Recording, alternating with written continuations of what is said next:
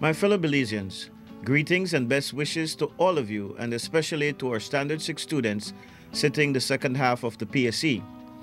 Over the next 2 weeks, we will be celebrating education under the theme, Together We Achieve Quality Education for All. There are 4 important concepts embedded in this theme. The first is Together We, the second is Quality Education, the third is For All, and the fourth is Achieve. In my view, this theme speaks volumes to the work we are engaged in our Belizean society and in our education sector.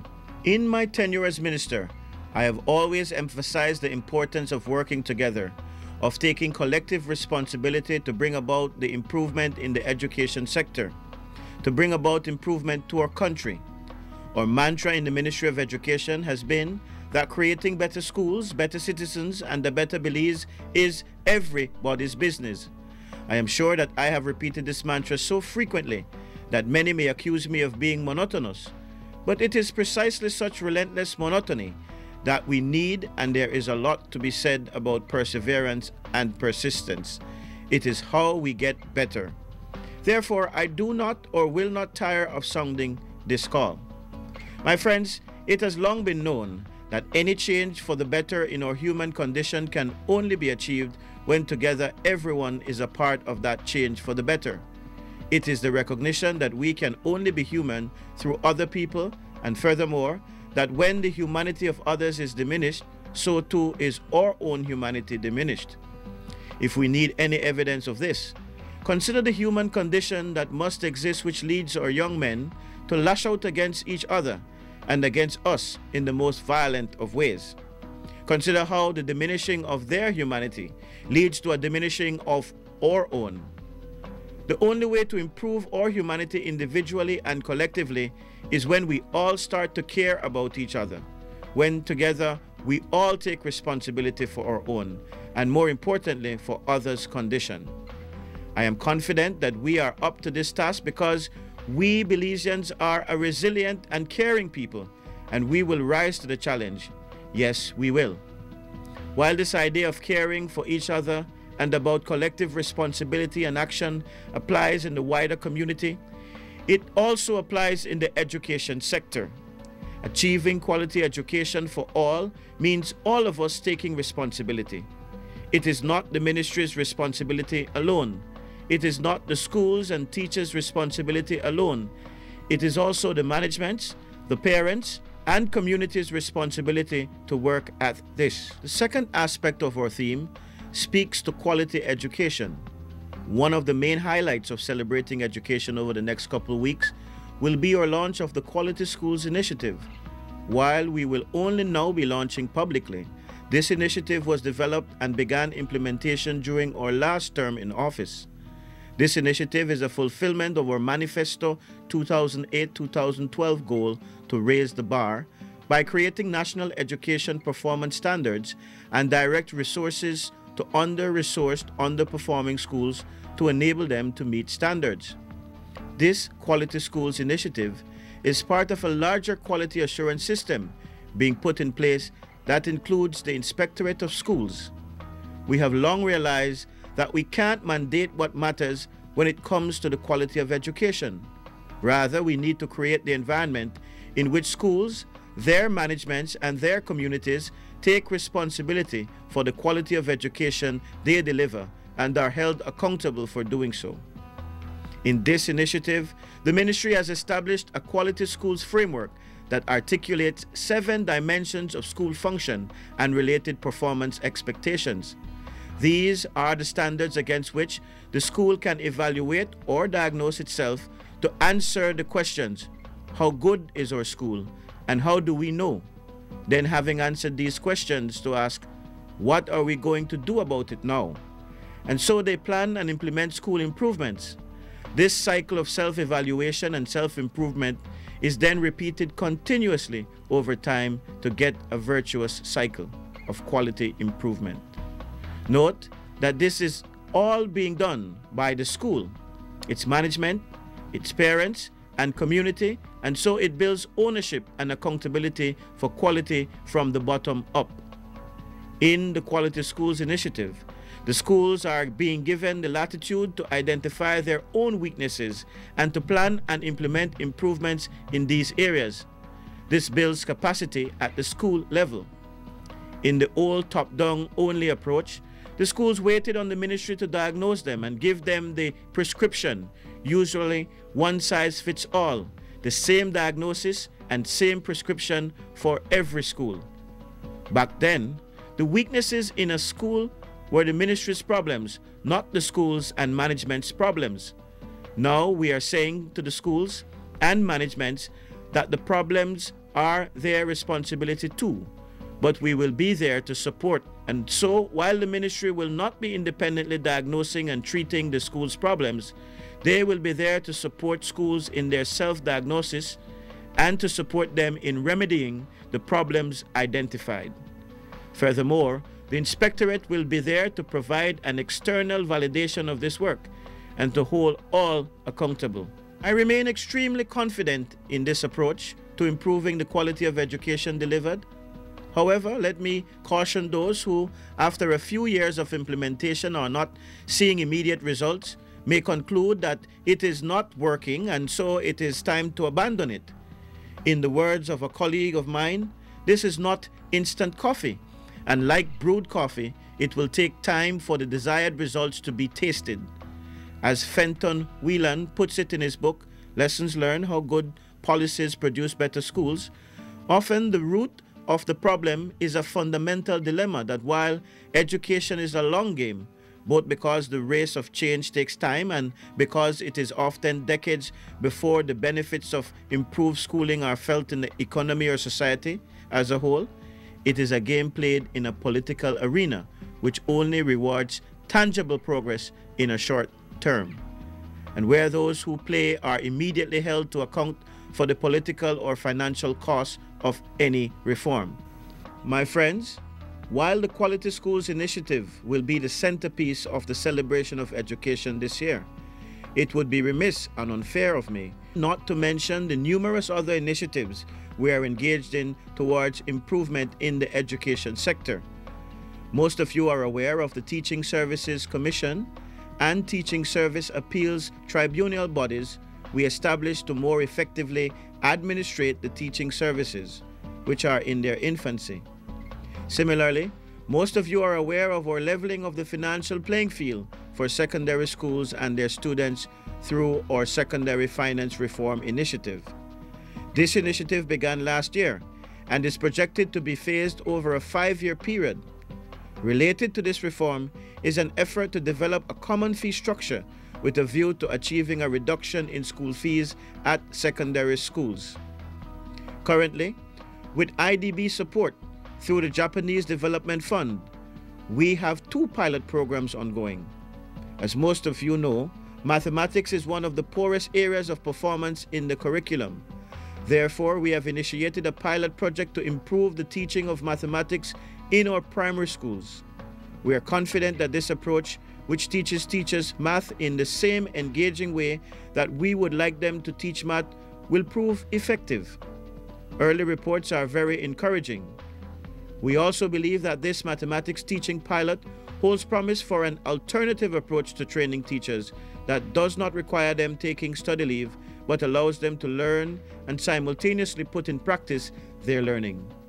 Similarly, we have high expectations for the child resiliency pilot in promoting a positive approach to discipline in schools since we outlawed corporal punishment in schools a year ago. Of course, most of you are aware of our Certificate in Primary Education program, aimed at providing pedagogical skills to those teachers in the system with an associate degree in a field other than primary education. That program, implemented countrywide, has been a resounding success, with more than half of the targeted population of approximately 900 untrained teachers reached already in just 3 short years and at a minimal cost to teachers. With support from the European Union Banana Support Program, we have been able to specifically target teachers in the Stan Creek District.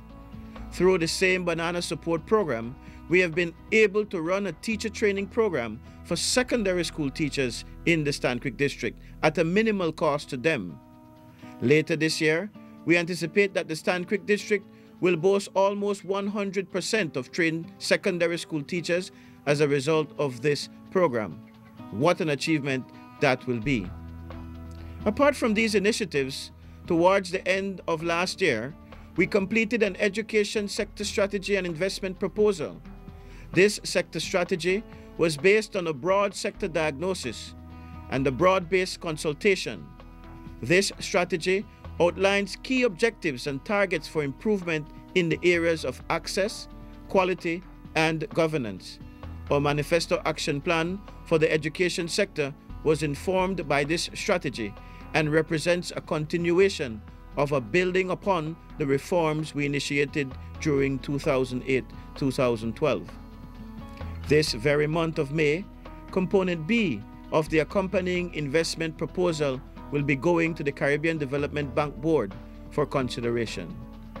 We anticipate approval of a project in the value of some $2 million for technical assistance for additional sector-wide reforms in support and continuation of the initiatives we have already commenced during our last term in office. Because the quality of our education system cannot be better than the quality of our teachers, to complement this sector strategy, we are currently in the process of developing a teacher education strategy. This is to be informed by a teacher quality study.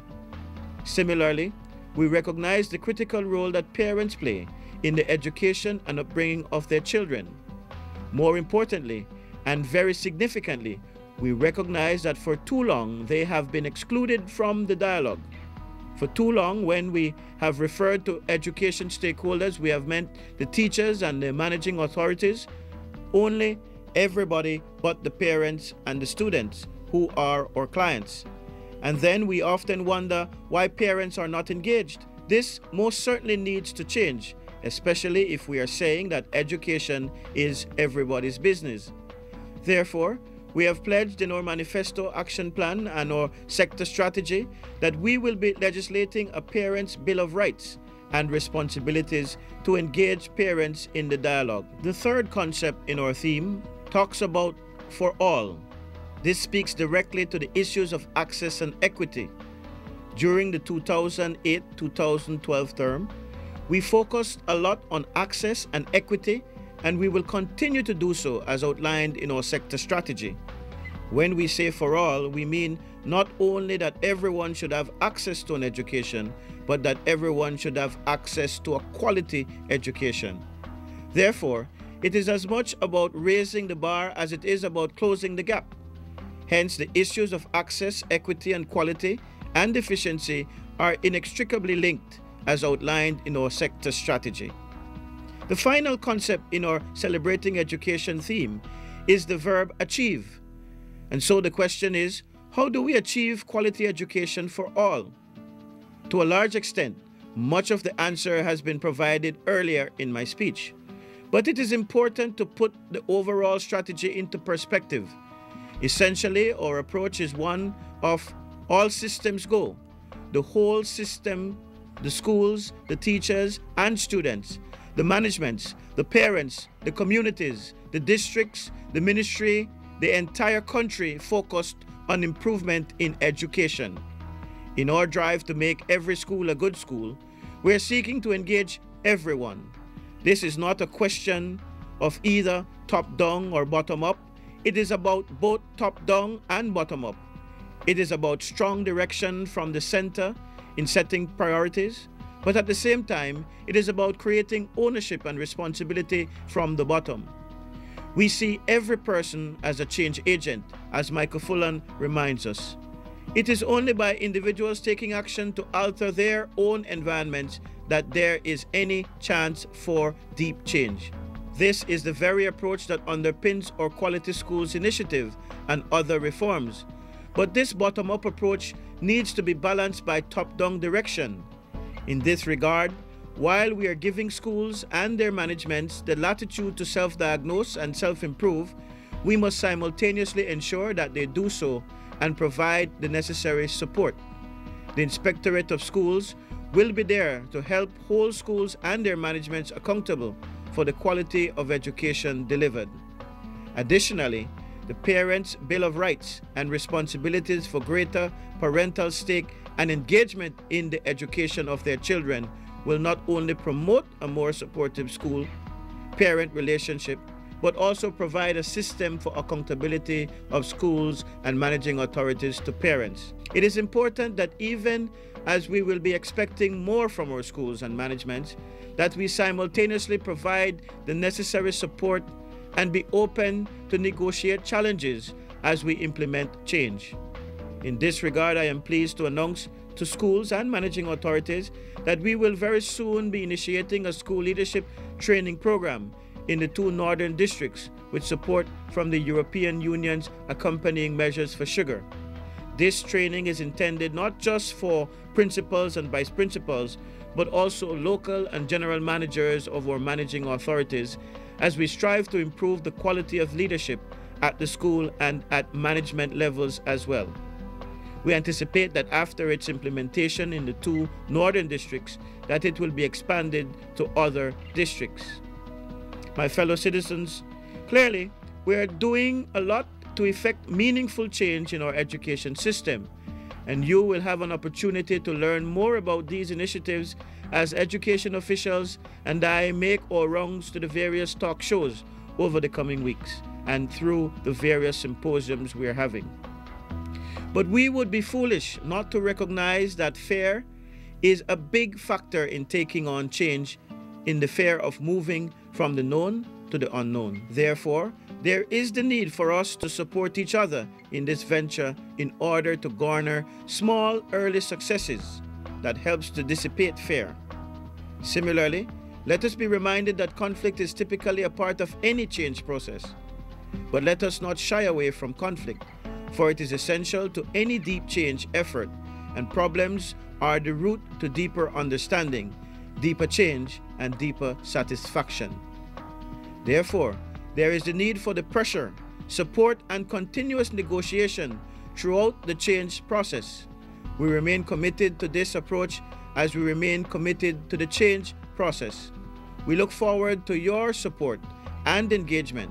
In closing, I reiterate that we remain committed to this approach as we remain committed to the change process.